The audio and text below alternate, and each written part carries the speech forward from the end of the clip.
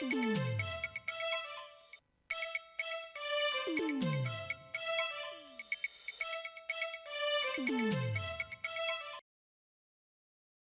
spring is in the air and December's on top of us, and with every 1st of December comes World AIDS Day. But in the lead up to it, we have another yearly tradition, the Candlelight Vigil and Quilt Project, and I have the convener of the Candlelight Vigil and Quilt Project here right now, Colin Krycer. Thanks for having me. Good, thanks. Thank you for coming in. The Candlelight Vigil, yes. How many years has it been with us now? The Candlelight Vigil has probably been with us in Melbourne about 15 years now. And I mean, it all started on a cold, wintry night in the city square, where the old city square, where there's a big Christmas tree at the moment, yeah, and a new hotel. And two people decided that they would sit in the city square with candles to remember friends that have died from the HIV/AIDS virus. And from there, it just grew and grew and grew year after year. They kept the momentum going of going into the city square or into the city with candles, and it grew from two people to what seemed to be tens of thousands of people in its heyday, and then it sort of drifted from there. It went down to a few hundred people.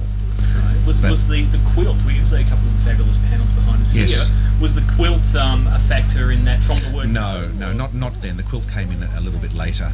The quilt was adopted from an idea from America, based on the American AIDS quilt. Right.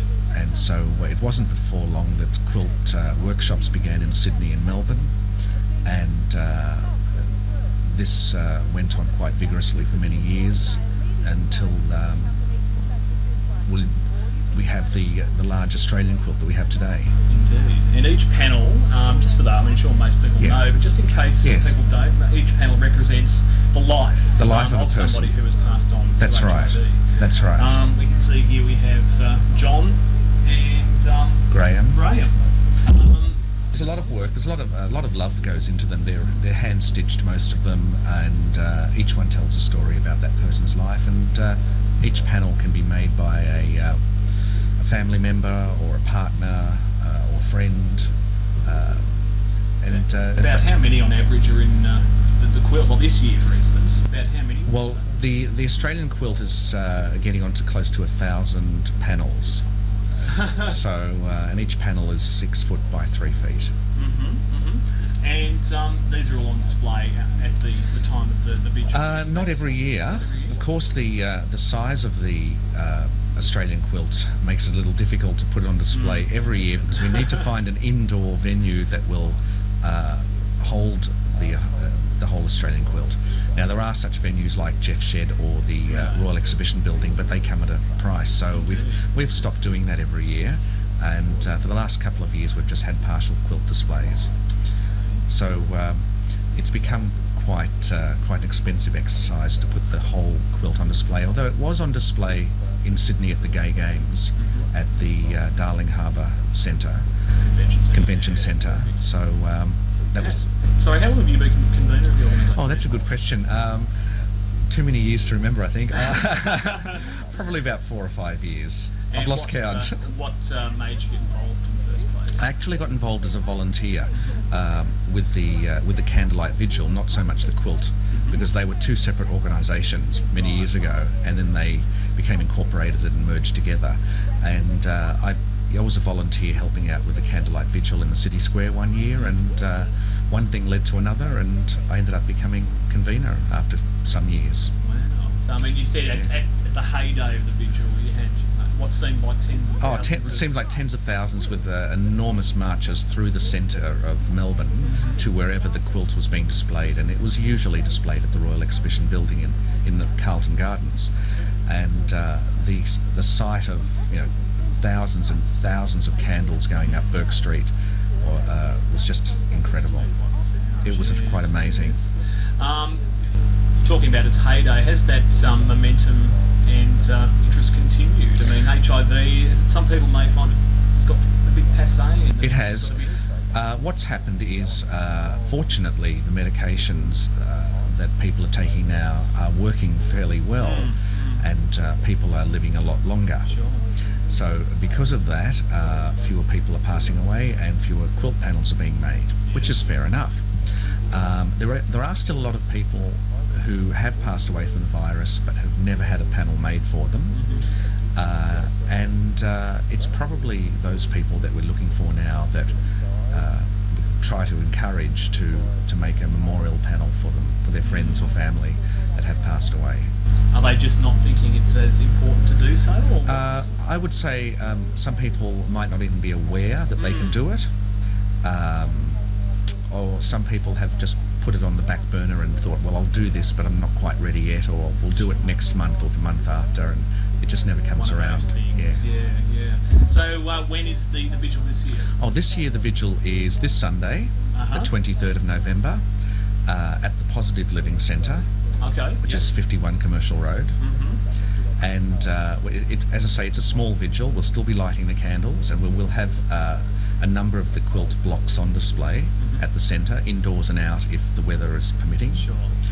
And we will have some very special guest speakers and be entertained by the Melbourne Gay and Lesbian Chorus. Oh, fabulous. And David Rogers-Smith. Okay, but no marches. There's no this march. year. We actually cut out the march because the number of people that attend the march, which came down to about 100 or 200 people, we found that it wasn't worth the logistical worry and the expense of putting the march on. Sure. There was a lot of organisation that went, tape to go through. whether it's 10,000 people or 200 people, it's the same red tape you have to go through. So we cut out the march, which is something that Sydney have done a couple of years ago. They don't march in Sydney anymore, and in fact I don't even think they march in America. In America all they do now is have small quilt displays, and numerous quilt displays, but small ones, and they've put their entire quilt on the web. Wow, that's a good idea. Well, it is a good idea, and that's what we're doing at the moment. It's in production now. So you're going to have each individual panel. Each block and each panel will be able to be viewed on the web. As I say, it's in production now. It won't be readily available probably for another 12 months because it's such a massive job. Well, Yes. this Sunday the 23rd. Sunday the 23rd at the PLC, Positive Living Centre. And anybody can Anybody can turn up. We'd love people to turn up. It doesn't cost you anything. We'll give you the candle, and we can together remember people that have passed away from the HIV and AIDS virus. There's been far too many of them. But get along, PLC, Sunday the 23rd, and get involved in the Candlelight Vigil. Colin, thank you very much for coming in. Thank you. Is different from the camera department in that it is high-tech. On the scanner, it's all digitally done using computer brains. The combined... Hi, welcome to Q Weekly. I'm Michael King and this is B News. From the RainbowNetwork.com, a popular weekly Greek soap opera has found itself on the wrong side of the law. The kiss between two male characters on the popular drama Close Your Eyes lasted only a few seconds. Nevertheless, the television station which broadcast the program was hauled up before the National Radio and Television Council, which ruled the scene was vulgar and unacceptable, also fining the program's producers over $130,000. The decision has been reported as hypocritical after shots of Britney Spears and Madonna kissing on the MTV Awards were repeatedly aired on Greek television. And still on the subject of the gay kiss, complaints about the gay kiss recently aired on Coronation Street have been rejected by the Independent Television Commission in the UK. A total of 21 complaints were received. However, the television watchdog ruled that the kiss was suitable for family viewing. Approximately 14 million people watched the first gay kiss in Coronation Street's 43-year history.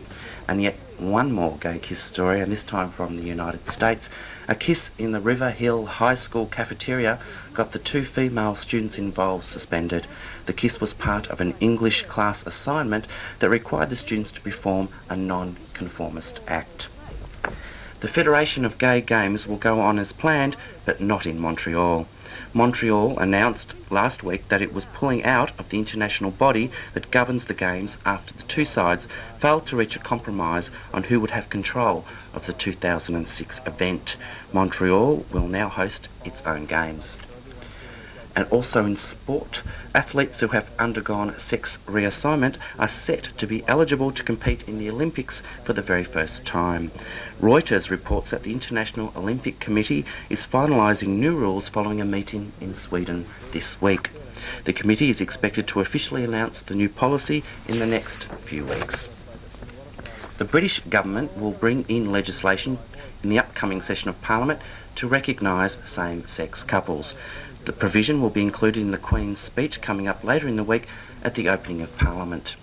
Although it is believed the term marriage will not be used, it will allow same-sex couples to register their partnerships and benefit from inheritance, tax and next of kin rights. And finally, one of the Queen's Guards has been arrested for robbing a man that he picked up in a park near Buckingham Palace. The victim claims he was jogging in the park when he encountered the guardsman in civilian clothing sitting on a bench. They struck up a conversation and agreed to go back to the victim's apartment for sex. Once at the apartment, it is alleged the guard pulled a knife and demanded cash. If you'd like to air something on our community notice board, please write to us at PO Box 6256, St Kilda Road Central, Melbourne 8008, or of course email us benttv@bigpond.com. You can subscribe to Bent TV and help keep us on the air. It's only $30 a year. Stay tuned to Q Weekly and Bent TV, there's a lot more coming up.